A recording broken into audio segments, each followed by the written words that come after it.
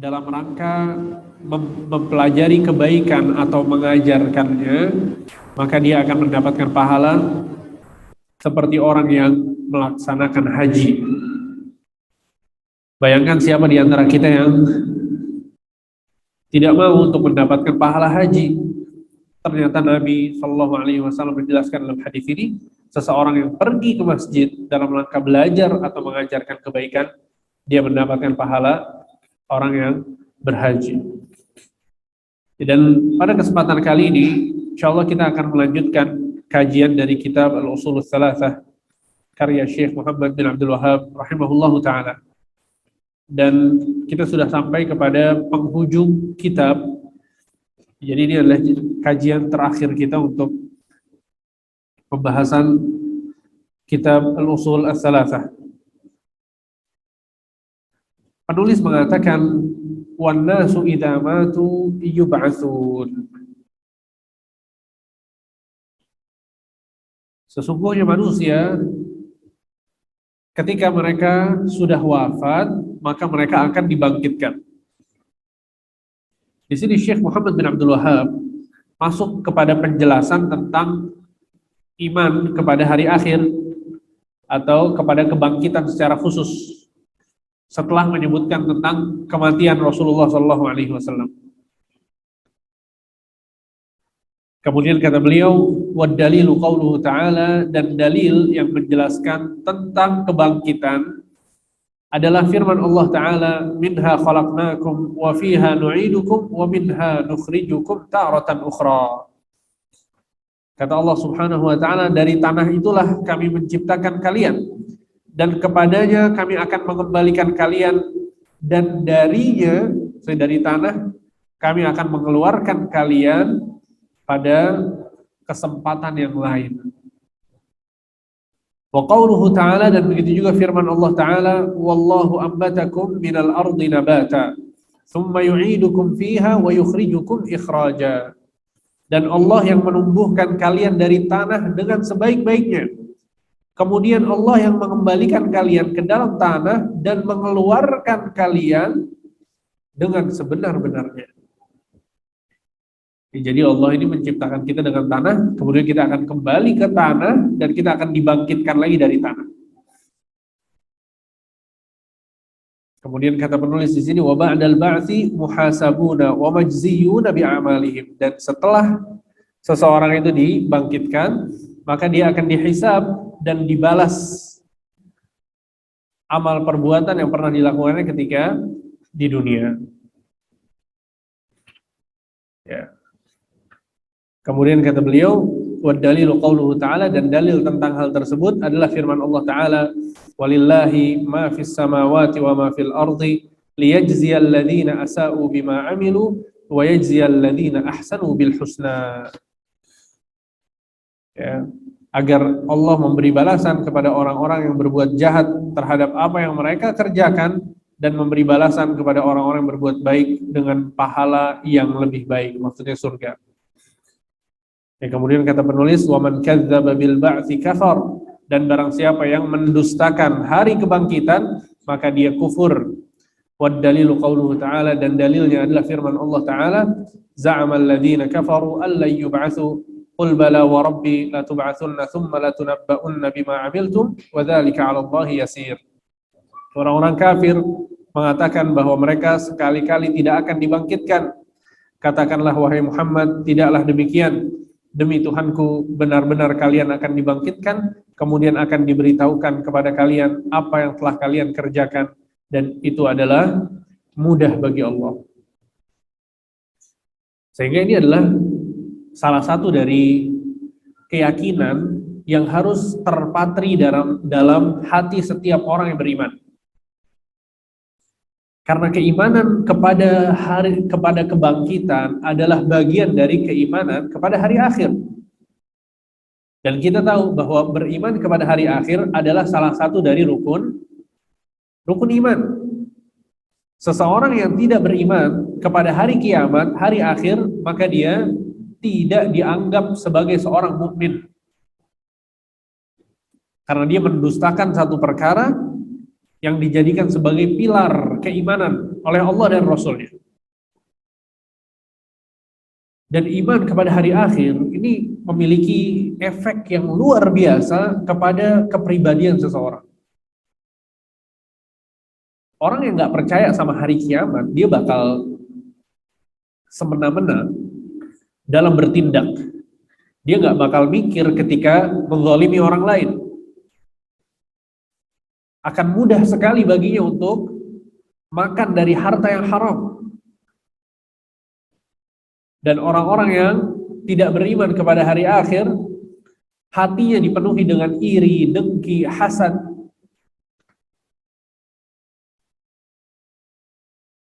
Sehingga keimanan kepada hari akhir adalah keimanan yang sangat penting yang mendorong seseorang untuk beramal dan mencegah seseorang dari berbuat maksiat. Makanya kita dapatkan di banyak hadis Nabi Shallallahu Alaihi Wasallam memerintahkan kita untuk melakukan satu perkara, kemudian dipersyaratkan ya dengan iman kepada Allah dan hari akhir. Contohnya adalah ketika Nabi Shallallahu Alaihi Wasallam mengatakan, "Man kana yu'minu billahi wal yawmil akhir, falyaqul khairan aw liyasmut." Barang siapa yang beriman kepada Allah dan hari akhir, hendaknya dia berkata baik atau diam. Kemudian kata Nabi SAW, "Wa man kana yu'minu billahi wal yawmil akhir, falyukrim dhaifah." Dan barang siapa yang beriman kepada Allah dan hari akhir, hendaknya dia memuliakan tamunya. "Wa man kana yu'minu billahi wal yawmil akhir, falyukrim jarah." Hendaknya dia memuliakan tetangganya. Kita lihat dalam hadis ini, Nabi Shallallahu Alaihi Wasallam mengikat keimanan seseorang dengan iman kepada Allah dan hari akhir. Padahal rukun iman itu ada berapa? Ada berapa ibu-ibu? Ada 6. Kenapa yang disebutkan oleh Rasulullah SAW keimanan kepada Allah dan hari akhir saja? Di situ ada iman kepada malaikat, ada iman kepada kitab-kitab yang diturunkan oleh Allah. Di situ ada iman kepada para rasul, ada iman kepada qada dan qadar. Tapi yang disebutkan adalah iman kepada Allah dan hari akhir. Para ulama menjelaskan bahwa disebutkan iman kepada Allah karena itu adalah inti dari sebuah keimanan. Adapun disebutkan tentang hari akhir karena iman kepada hari akhir adalah salah satu iman yang sangat mendorong seseorang untuk beramal. Iman kepada hari akhir sangat mendorong seseorang untuk beramal.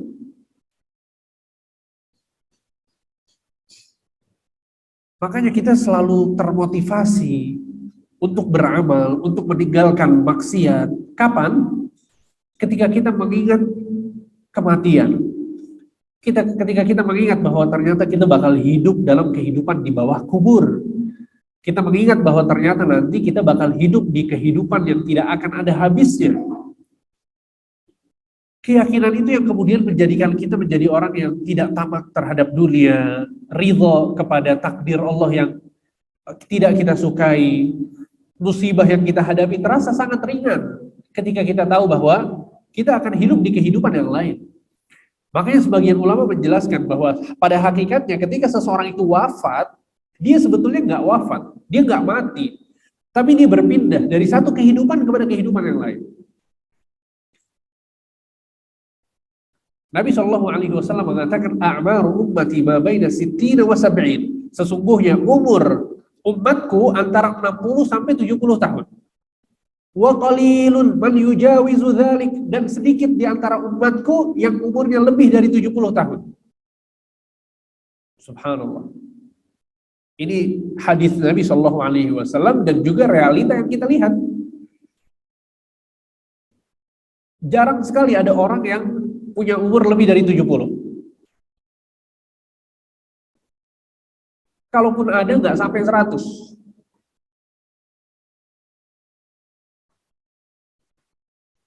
Sehingga bisa kita bayangkan ya, umur yang hanya 60 atau 70 ini, umur yang hanya 60 sampai 70 ini, menentukan kehidupan kita selama-lamanya tanpa batas. Selama-lamanya tanpa batas. Kalau kita hidup di dunia 70 tahun, maka ketika kita wafat, kita akan hidup nanti bukan cuma 70 tahun, bukan cuma 70.000 tahun, bukan cuma 700.000 tahun, bukan cuma 7 miliar tahun, tapi selama-lamanya. Selama-lamanya. Hari yang tidak akan terputus. Itulah kenapa dinamakan dengan Yaumul Akhir, hari terakhir. Karena hari itu nggak ada hari setelahnya lagi. Sehingga orang yang cerdas adalah orang yang berinvestasi untuk kehidupan yang tidak akan ada habisnya. Ketika kita masih hidup di dunia, kita masih mencari harta, mencari uang, seringkali orang yang cerdas dalam finansial dikatakan bahwa dia adalah orang yang menabung atau punya investasi untuk kehidupan masa tua dia. Jadi masih mudanya semangat untuk bekerja supaya nanti ketika umur 40, 50 punya simpanan. Dia udah nggak bisa kerja tapi dia masih punya harta. Orang yang seperti ini dikatakan bahwa dia cerdas dalam urusan finansial. Maka kita katakan ada orang yang lebih cerdas lagi dari ini. Yaitu seseorang yang berinvestasi untuk kehidupannya di akhirat. Dia pengen punya rumah di surga. Dia pengen nyaman nanti di kuburannya. Dia pengen mendapatkan derajat yang tinggi di sisi Allah Subhanahu wa taala, bertemu dengan Rasulullah sallallahu alaihi wasallam, bertemu dengan orang-orang saleh, para sahabat, para nabi.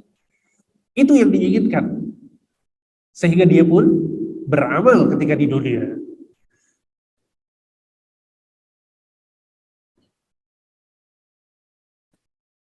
Sehingga Nabi sallallahu alaihi wasallam mengatakan sesungguhnya al-kayyisu min ummati, orang yang cerdas dari kalangan umatku adalah orang-orang yang beramal di dunia sebagai bekal di akhiratnya nanti. Dia jadikan dunia ini sebagai ladang. Dia bercocok tanam. Panennya kapan? Nanti di akhirat.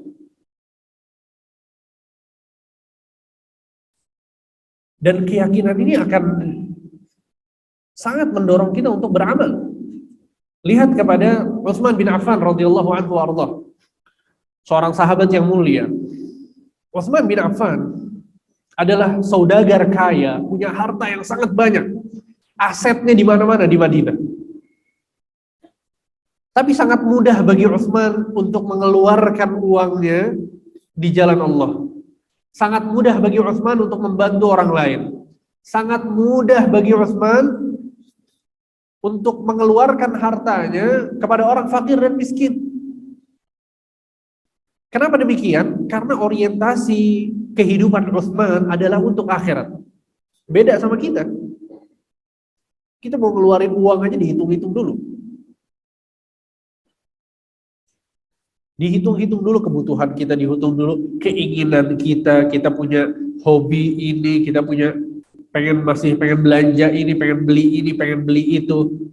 Diselesaikan dulu keinginan-keinginan kita, bukan kebutuhan ya. Kalau kebutuhan udah selesai. Tapi yang kita bicarakan keinginan itu semuanya dibeli, baru sisa uangnya buat sedekah. Sisa uangnya buat taruh di keropak masjid. Kasih orang yang miskin dan fakir sisa dari harta kita. Nabi SAW pernah suatu hari beliau menyembelih kambing. Kemudian dagingnya dibawa ke rumah, diberikan kepada Aisyah. Maka sama Aisyah dibagi-bagi dagingnya untuk bersedekah kepada orang-orang. Ketika Nabi SAW pulang ke rumah, Nabi SAW bertanya kepada Aisyah, bagaimana daging yang aku berikan kepadamu tadi? Kata Aisyah, lihat jawaban Aisyah ya. Aisyah sudah membagikan seluruh dagingnya, kemudian yang masih ada pada Aisyah adalah bagian paha daging kambing. Kata Aisyah, wahai Rasul, semuanya telah habis kecuali bagian paha. Semuanya telah habis kecuali bagian paha. Ini yang dikatakan Aisyah. Apa kata Nabi Shallallahu Alaihi Wasallam kepada Aisyah? Lihat bagaimana Nabi SAW mau merubah pola pikir istrinya. Nabi SAW mau merubah mindset istrinya. Cara berpikirnya itu mau diluruskan sama Nabi SAW. Dan beliau adalah suami yang luar biasa dalam mendidik istrinya. Rasulullah SAW. Kata Rasulullah SAW, wahai Aisyah, jangan katakan habis kecuali pahanya, tapi katakanlah dagingnya masih ada kecuali pahanya. Apa maksudnya? Yang kita konsumsi sendiri,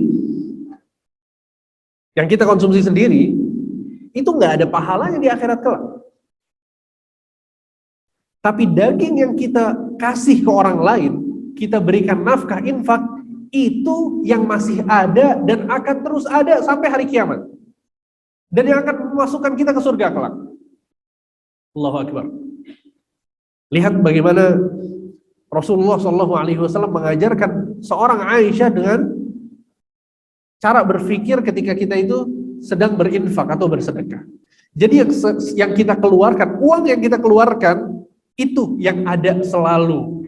Yang akan kekal yang kita keluarkan. Jadi kalau kita keluarkan uangnya itu yang sisa, ya cuma 10.000, 20.000 yang kita kasih orang lain, ya 10.000 dan 20.000 yang kita dapatkan nanti di hari kiamat.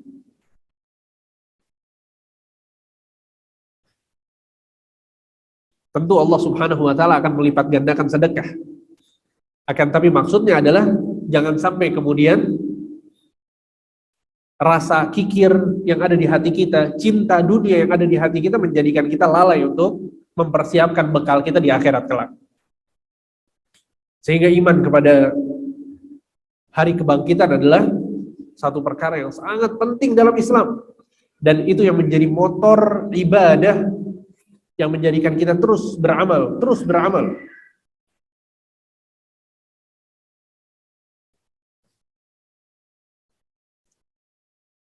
Dan kalau kita lihat di dalam Al-Quran,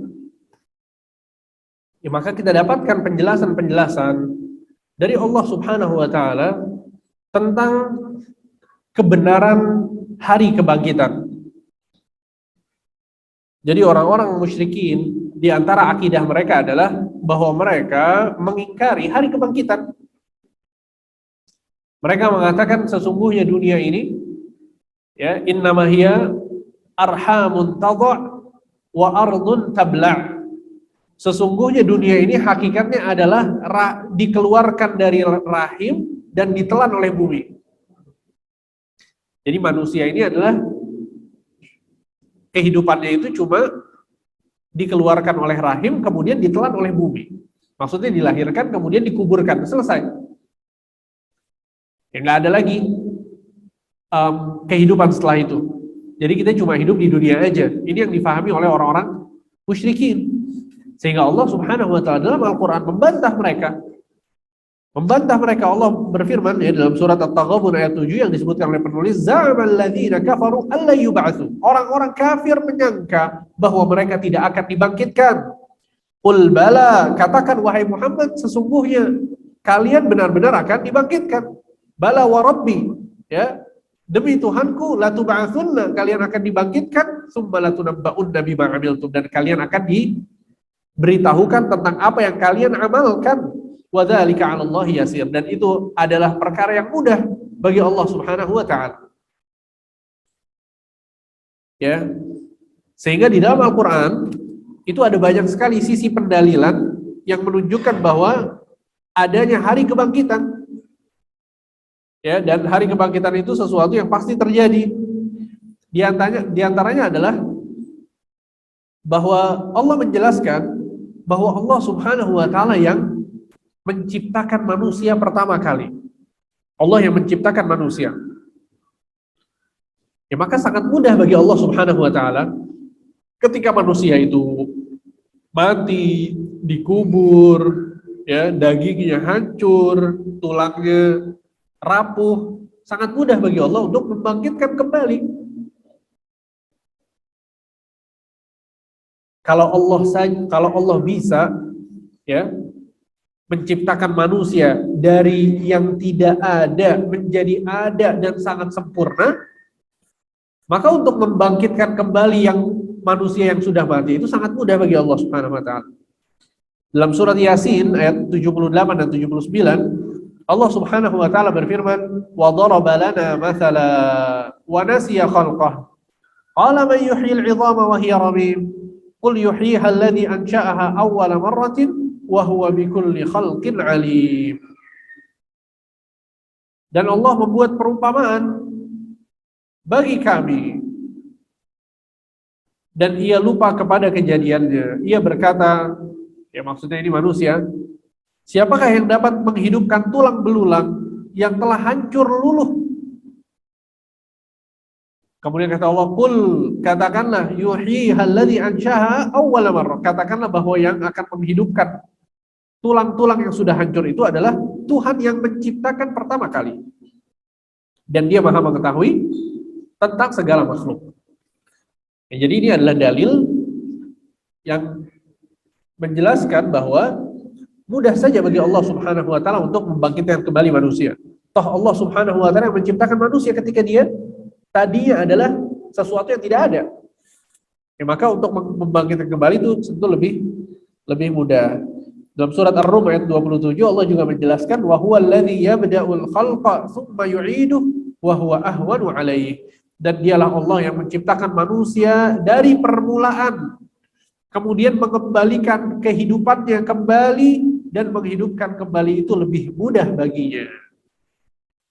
Ya, wa huwa alladzi yabda'ul khalq, Allah yang memulai penciptaan, tsumma yu'idu, dan Allah mengembalikan penciptaan tersebut.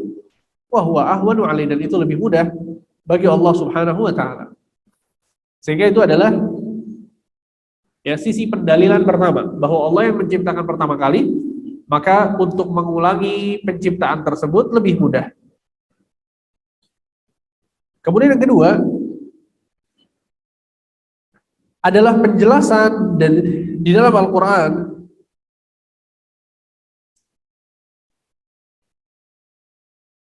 ya, penjelasan di dalam Al-Quran bahwa membangkitkan manusia atau menciptakan manusia itu lebih mudah bagi Allah, lebih mudah bagi Allah daripada menciptakan langit dan bumi. Ya, langit dan bumi sangat besar, sangat luas, dan kita nggak tahu seberapa luas dan seberapa besar ya di balik langit yang kita lihat. Dan kalau kita baca buku-buku yang menjelaskan tentang kehidupan luar angkasa, maka kita dapatkan ternyata itu penciptaan yang sangat besar, sangat besar. Nah, sehingga Allah Subhanahu wa taala mengatakan, la khalqus samawati wal ardi akbaru min khalqin nas walakinna aktsarun nasi la ya'lamun. Kata Allah Subhanahu wa taala, sesungguhnya menciptakan langit-langit dan bumi itu jauh lebih besar daripada menciptakan manusia. Akan tapi banyak di kalangan manusia yang tidak mengetahui. Ya, maka kalau Allah Subhanahu wa taala mampu menciptakan langit, bumi beserta perbendaharaan langit dan bumi, maka untuk menghidupkan kembali manusia ketika dia sudah mati itu sangat mudah. Sehingga ini adalah sisi pendalilan yang kedua. Kemudian sisi pendalilan yang ketiga, Allah Subhanahu wa taala memberikan contoh di dunia orang-orang yang Allah matikan kemudian Allah hidupkan kembali. Ya, di dalam Al-Quran Allah Subhanahu wa taala menyebutkan bahwa Allah Subhanahu wa taala pernah mematikan seseorang kemudian dihidupkan kembali sama Allah. Dan itu benar adanya. Ya, sebagaimana yang Allah Subhanahu wa taala sebutkan dalam surat Al-Baqarah ayat 259. Kata Allah Subhanahu wa taala, "Au kalladzi marra 'ala qaryatin wa hiya khawiyatun 'ala 'urushiha. Qala an la yuhyi hadhihi Allahu ba'da mautiha, fa amatahu Allahu mi'ata 'amin thumma ba'athah. Qala kam labithta? Qala labithtu yawman aw ba'da yawm. Qala bal labithta mi'ata 'amin fanzur ila ta'amika wa sharabika lam yatasannah wanzur ila himarika walinaj'alaka ayatan lin-nas wanzur ila al-'idhami kayfa nunshizuha thumma naksuha lahma falamma tabayyana lahu qala a'lamu anna Allah 'ala kulli syai'in qadir. Ya Allah bercerita, apakah engkau tidak memperhatikan orang yang berjalan melalui suatu negeri yang dindingnya telah roboh menutupi atapnya. Kemudian orang ini mengatakan, bagaimana Allah menghidupkan kembali negeri ini setelah hancur? Maka Allah mematikan orang ini 100 tahun. Allah mematikan orang ini 100 tahun. Kemudian Allah menghidupkannya kembali. Kemudian Allah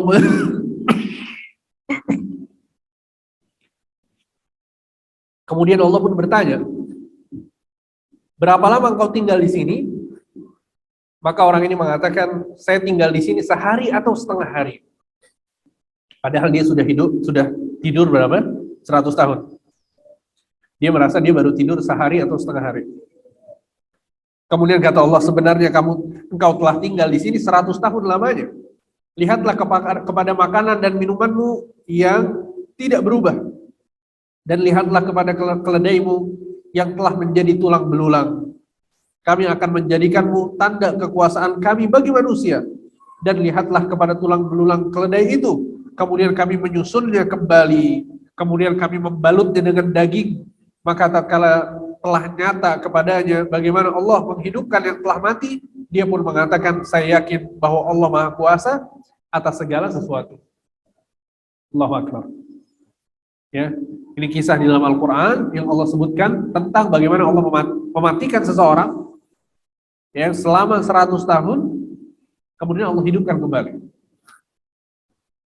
Kemudian juga yang di Allah Subhanahu wa taala kisahkan dalam surat Al-Kahfi, Ashabul Kahfi, orang-orang yang lari dari kejaran pemerintah yang zalim, kemudian bersembunyi di dalam goa.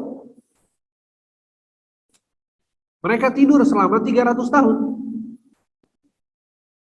Tidur selama 300 tahun lebih. Ya, kemudian Allah Subhanahu wa taala bangkitkan. Maka seharusnya ketika ya dia tidur selama 300 tahun, ya, itu akan membuat tubuh mereka hancur lebur. Akan tapi Allah bisa membangunkan mereka kembali dalam kondisi yang normal. Sehingga itu adalah pendalilan yang ketiga yang menjelaskan bahwa hari kebangkitan itu benar adanya. Ya, kemudian yang keempat adalah konsekuensi logika, ya secara logika bahwa orang yang hidup maka dia akan dimintai pertanggungjawaban terhadap apa yang dia lakukan. Seseorang yang bekerja pasti diminta laporan bekerjanya. Hasil bekerjanya itu seperti apa? Makanya kalau dalam satu perusahaan ada yang namanya pengawas. Ada orang-orang yang mengawasi para karyawan. Ya, ditanyakan tentang apa yang mereka lakukan.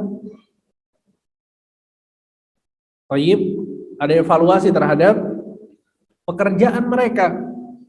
Dan inilah yang ditentukan oleh Allah Subhanahu wa taala bahwa manusia ini enggak diciptakan oleh Allah Subhanahu wa taala untuk bermain-main. Allah Subhanahu wa taala berfirman, "Wa ma khalaqtul jinna wal insa illa liya'budun." Tidaklah aku menciptakan jin dan manusia kecuali agar mereka beribadah kepada aku. Ya. Dan Allah Subhanahu wa taala tidak menciptakan manusia ini tanpa tujuan. Ya, sehingga tujuannya adalah untuk beramal, untuk beribadah. Sehingga secara logika seharusnya ada masa di mana Allah Subhanahu wa taala mempertanyakan tentang apa yang mereka lakukan di dunia.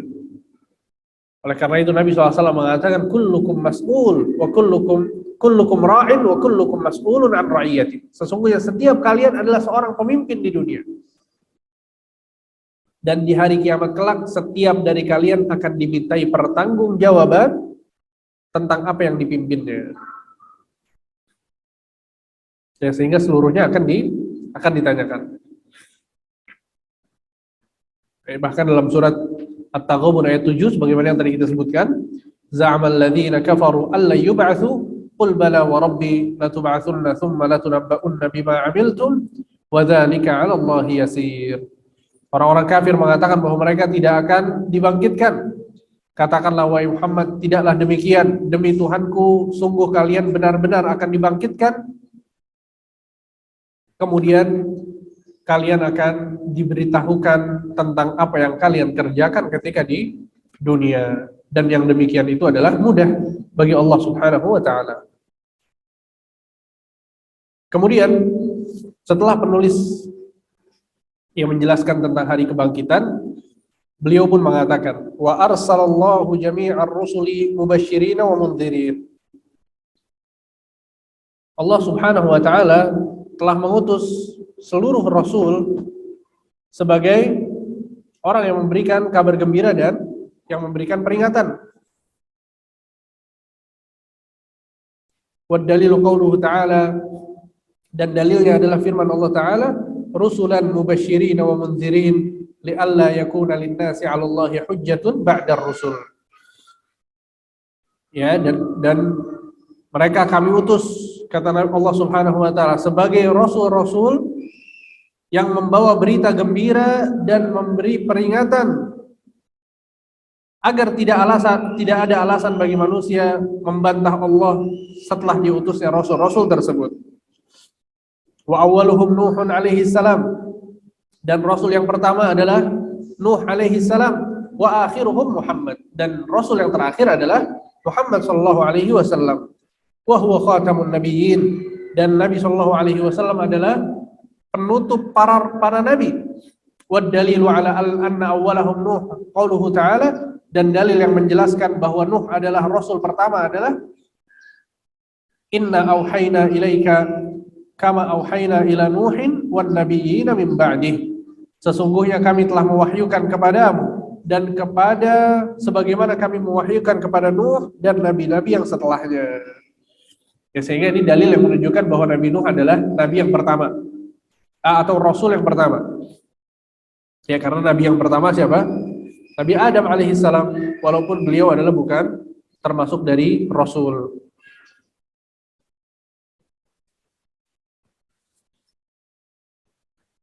Wa kullu ummatin ba'atha Allahu ilaiha rasulan min Nuhin ila Muhammad sallallahu alaihi wasallam ya'muruhum bi'ibadatillahi wahdah wa yanhahum 'an 'ibadati at-taghut. Kemudian kata penulis, seluruh umat yang diutus kepadanya seorang rasul dari Nuh sampai Muhammad, seluruhnya memerintahkan umatnya untuk senantiasa beribadah kepada Allah dan melarang mereka untuk beribadah kepada taghut. Wad dalilu qauluhu ta'ala, dan dalilnya adalah firman Allah Ta'ala, walaqad ba'atsna fi kulli ummatin rasulan an i'budullaha wajtanibut taghut, dan sungguh telah kami utus pada setiap umat seorang rasul, an i'budullaha wajtanibut taghut, ya, beribadahlah kalian kepada Allah dan jauhilah taghut. Waftaradallahu ala jami'il ibad al-kufra bit taghut wal iman billah. Sehingga Allah Subhanahu wa taala mewajibkan atas seluruh hamba untuk kufur kepada taghut dan beriman kepada Allah. Maksud dari taghut di sini adalah sesembahan-sesembahan selain Allah. Nanti akan kita sebutkan definisinya secara rinci. Sehingga ini adalah misi dari dakwah seluruh nabi dan rasul. Seluruhnya dakwahnya itu untuk mengajak manusia kepada mengesahkan Allah, kepada tauhid. Sehingga ini adalah perkara yang sangat penting sekali ketika seseorang itu mau berdakwah.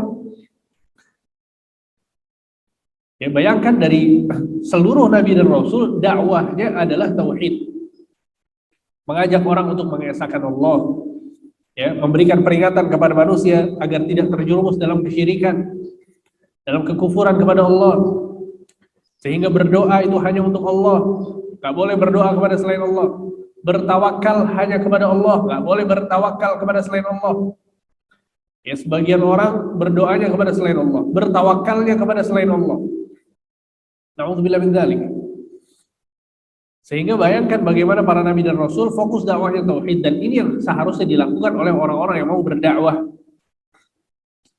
Setiap orang yang mau berdakwah maka dia wajib untuk mengikuti dakwahnya para nabi dan rasul. Karena nggak ada contoh yang lebih baik daripada mereka. Allah Subhanahu wa taala berfirman, "Ulaikal ladzina hadallah fabihudahu muqtadih." Sesungguhnya para nabi dan rasul mereka adalah orang-orang yang diberikan hidayah oleh Allah Subhanahu wa taala. Maka ikuti petunjuk mereka. Ikuti petunjuk mereka, kata Allah. Ketika mereka menjadikan tauhid sebagai fokus dakwah mereka, maka itu juga yang harus kita lakukan.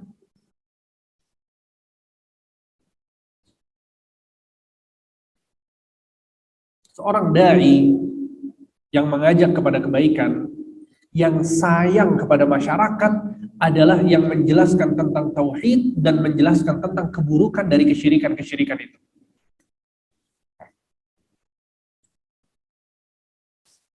Karena kunci dari masuk surga adalah tauhid.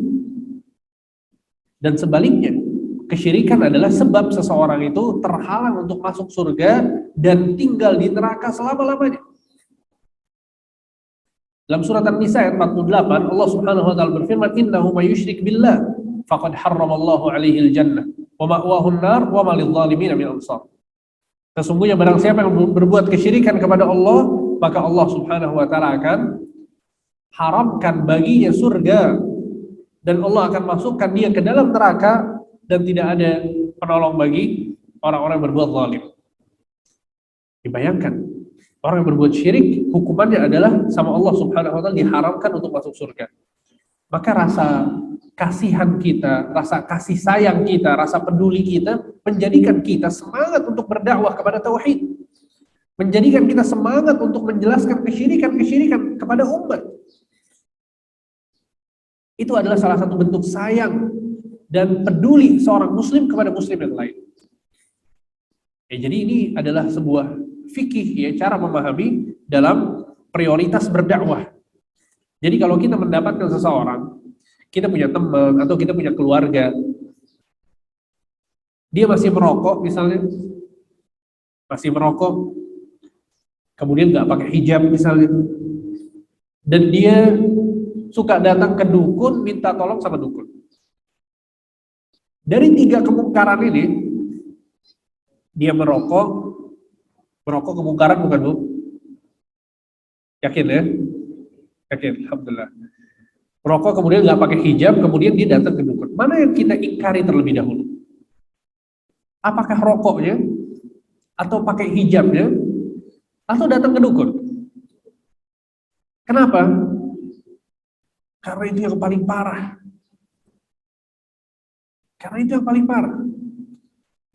Perempuan yang nggak pakai hijab, ya, terancam azab oleh Allah Subhanahu wa taala. Tapi berbeda dengan kesyirikan.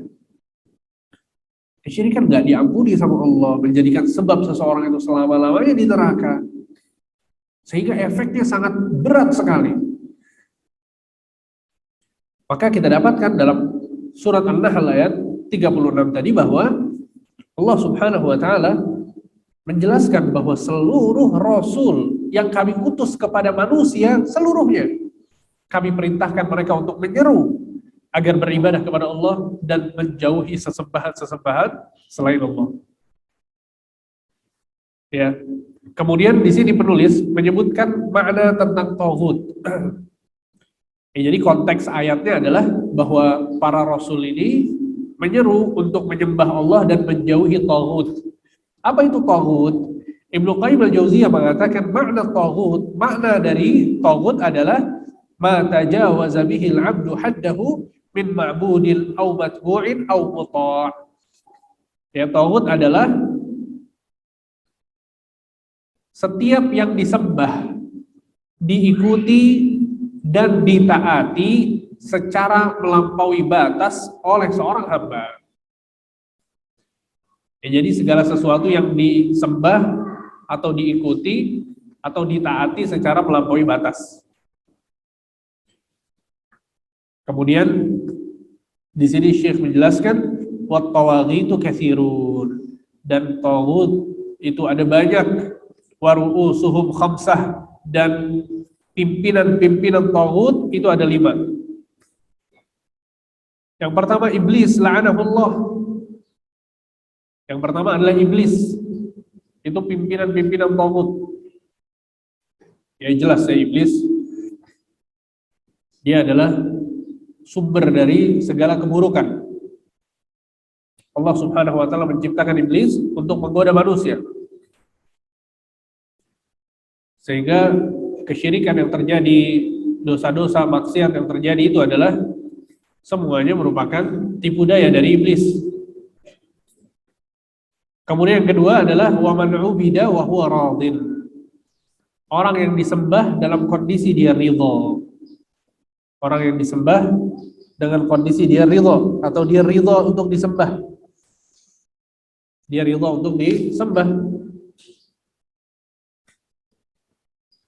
Ya ingat di sini dia disembah dalam kondisi dia ridha ya. Kalau dia tidak ridha, maka dia tidak bisa dikatakan taghut. Contohnya seperti Nabi Isa alaihi salam. Nabi Isa alaihi salam beliau disembah oleh orang-orang Nasrani, akan tapi Nabi Isa tidak ridha dengan hal tersebut. Sehingga kita tidak mengatakan bahwa Nabi Isa itu taghut. Paham ya? Kemudian yang ketiga adalah wa man da'an nas ila ibadati nafsih. Termasuk pimpinan-pimpinan taghut yang ketiga adalah orang yang mengajak manusia untuk menyembah dirinya. Orang yang mengajak manusia untuk menyembah dirinya. Seperti siapa? Seperti Fir'aun. Fir'aun memerintahkan rakyatnya untuk menyembahnya. Fir'aun mengatakan kepada rakyatnya, ana rabbukumul a'la. Sesungguhnya aku adalah Tuhan kalian yang paling tinggi. Dia mengaku Tuhan, kemudian meminta untuk disembah. Kemudian keempat adalah wa man idda'a syai'an min ilmil ghaib. Yang keempat adalah orang yang mengaku mengetahui ilmu gaib. Orang yang mengaku mengetahui ilmu gaib. Seperti siapa? Seperti para dukun, ya, tukang ramal, pawang hujan, dan lain sebagainya. Itu mereka mengaku mengetahui ilmu gaib. Padahal tidak ada yang mengetahui gaib di langit maupun di bumi kecuali Allah Subhanahu wa ta'ala. Kemudian yang kelima, yang terakhir adalah wa man hakama bi ghairi ma anzalallah. Yaitu orang yang berhukum dengan selain hukum Allah. Ya, wa dalilu qauluhu ta'ala, kata penulis, dan dalilnya adalah firman Allah Ta'ala, la ikraha fid din, qad tabayyana ar-rusydu minal ghayy, faman yakfur bit taghuti wa yu'min billah faqad istamsaka bil urwatil wuthqa la infisama laha wallahu samii'un 'alim. Ya, tidak ada paksaan dalam memasuki agama Islam, kata Allah. Sesungguhnya telah jelas jalan yang benar dari jalan yang sesat. Oleh karena itu barang siapa yang ingkar kepada taghut dan beriman kepada Allah, maka sesungguhnya ia telah berpegang teguh kepada tali yang amat kuat. Kemudian kata penulis, wa hadza huwa ma'na la ilaha illallah, dan ini adalah makna dari la ilaha illallah. Tiada Tuhan yang berhak disembah kecuali Allah. Wa fil hadis, dan dalam sebuah hadis Nabi SAW mengatakan Rasul amril Islam wa amuduhu shalah wa dzirwatu sanamihi al-jihadu fi sabilillah. Pangkal segala urusan adalah Islam, fondasinya adalah salat, dan puncaknya adalah jihad di jalan Allah Subhanahu wa taala. Ya, sehingga dengan ini kita sudah menyelesaikan kitab Al-Ushulus Tsalatsah, walhamdulillahi rabbil alamin. Mungkin hanya ini yang bisa disampaikan. Ya, semoga apa yang disampaikan bermanfaat. Sallallahu ala nabiyina Muhammad wa ala alihi wa sahbihi ajma'in. Kalau ada pertanyaan saya persilahkan.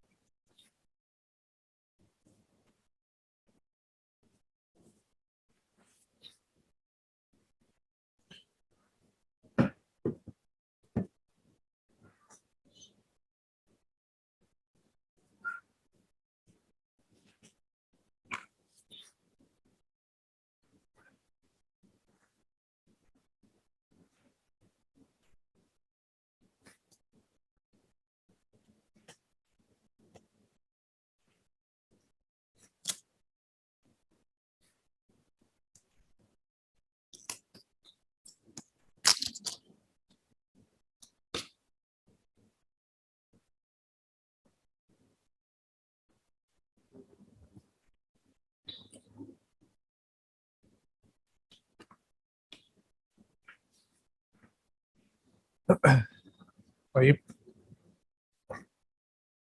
Tidak ada pertanyaan?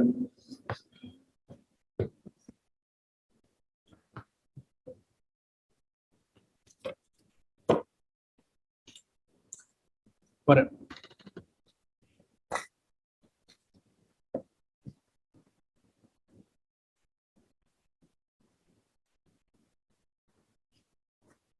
Ini ada yang bertanya, dalam sujud sholat, kita boleh berdoa berapa kali? Dan juga setelah sholat. Nggak ada batasan, ya. Bahkan Nabi SAW menyebutkan dalam sebuah hadis, perbanyaklah sholat, kata Nabi SAW. Perbanyaklah doa, kata Nabi SAW. Ya, kata Nabi SAW, aqrabu ma yakunu bainal abdi wa rabbihi wa huwa sajid, fa'akthiru fihi du'a, faqaminun an yustajaba lakum. Sesungguhnya tempat yang paling dekat antara seorang hamba dengan Allah adalah pada saat dia sujud. Maka perbanyaklah doa, kata Nabi SAW. Sesungguhnya itu yang akan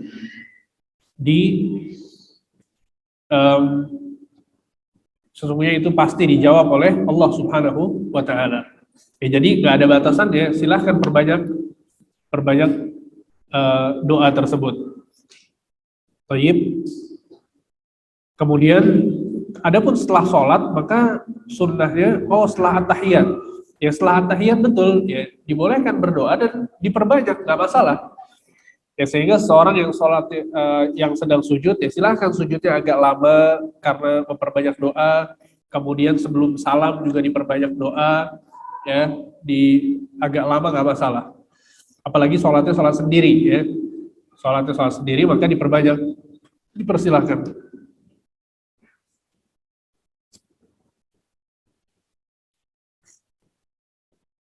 Bagaimana sikap kita untuk menegakkan kebenaran di lingkungan keluarga, karena di dalam keluarga masih ada yang percaya dengan dukun atau paranormal. Ya, dikasih tahu, ya, tentang bahaya mendatangi dukun, ya, bahwa mereka ini mengaku mengetahui ilmu gaib dan bahayanya sangat besar, efeknya, dampaknya sangat buruk sekali. Dalam sebuah hadis Nabi SAW mengatakan, barang siapa yang datang ke seorang dukun atau paranormal, kemudian dia percaya terhadap apa yang dikatakan oleh mereka, maka kata Nabi SAW, maka sungguh dia telah kufur dari apa yang diturunkan kepada Nabi Muhammad SAW. Ya, bayangkan dampaknya adalah kekufuran. Ya, sehingga dikasih tahu. Dan itu adalah manfaat ilmu yang kita pelajari. Jadi ibu-ibu sekalian belajar di sini, duduk, ya, mencatat faidah-faidah.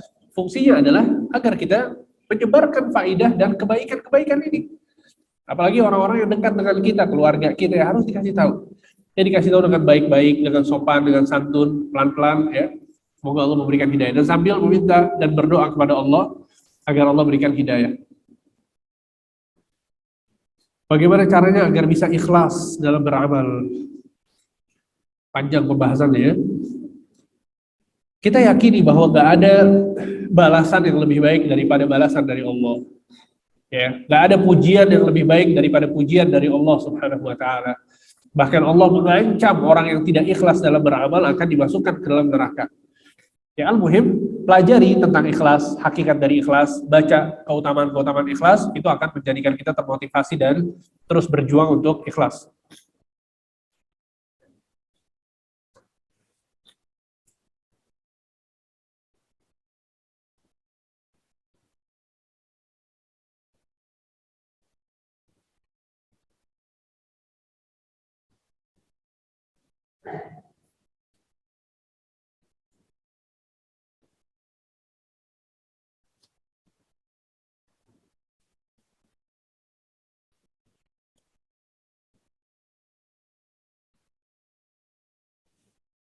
Tetangga saya suka bernyanyi pakai musik, tapi saya tidak mampu mendakwahinya. Apakah saya berdosa kalau saya diam dan membiarkannya saja? Kejadian ini hampir setiap hari. Apa yang harus saya lakukan? Nabi Shallallahu Alaihi Wasallam mengatakan dalam sebuah hadis, "Idza ra'a minkum munkaran, man ra'a minkum munkaran falyughayyirhu biyadihi." Ya, jika salah seorang dari kalian melihat sebuah kemungkaran, maka hendaknya dia mengubah kemungkaran tersebut dengan tangannya. Fa in lam yastati' fa bilisani. Kalau dia tidak bisa merubah kemungkaran tersebut dengan tangannya, maka rubahlah dengan lisannya. Dan jika dia tidak bisa merubah dengan lisannya, maka rubahlah dengan hatinya. Ingkarilah dengan hatinya. Wadzalika dhaful iman. Dan itu adalah selemah-lemah iman. Jadi ketika kita melihat sebuah kemungkaran, ada 3 tahapan yang disebutkan oleh Nabi yang bisa kita lakukan.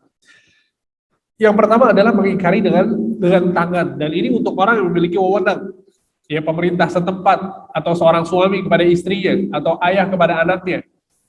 Ya.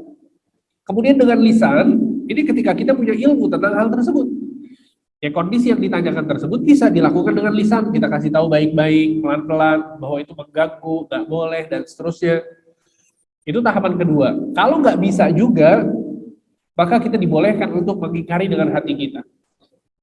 Mengingkari dengan hati kita, yaitu dengan meyakini bahwa itu adalah kemungkaran, dan kita ya berusaha untuk tidak berada di tempat kemungkaran tersebut. Ya, sehingga kalau kita masih mampu untuk memberitahu, ya kita kasih tahu, kita jelaskan, maka itu yang terbaik. Ya Allahu a'lam.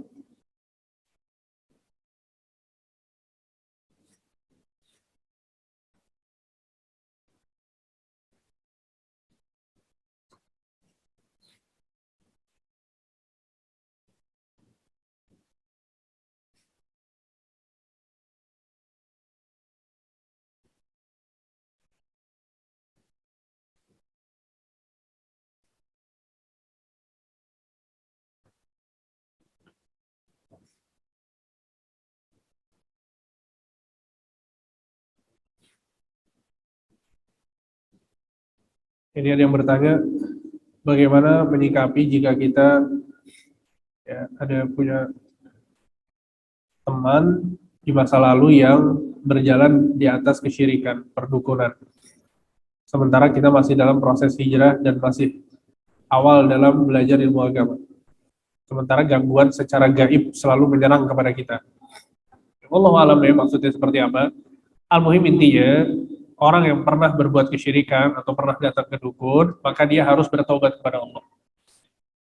Ya, dalam surat Az-Zumar ayat 53, Allah berfirman, "Innallaha yaghfiru dzunuba jami'a." Sesungguhnya Allah mengampuni seluruh dosa.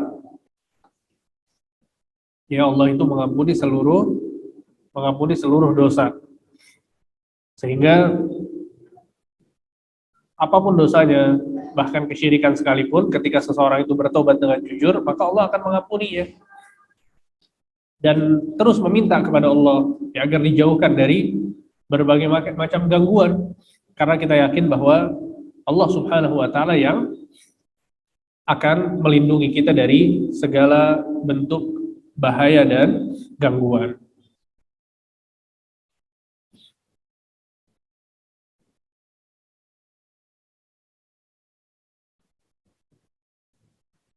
Baik, ya mungkin hanya ini yang bisa disampaikan.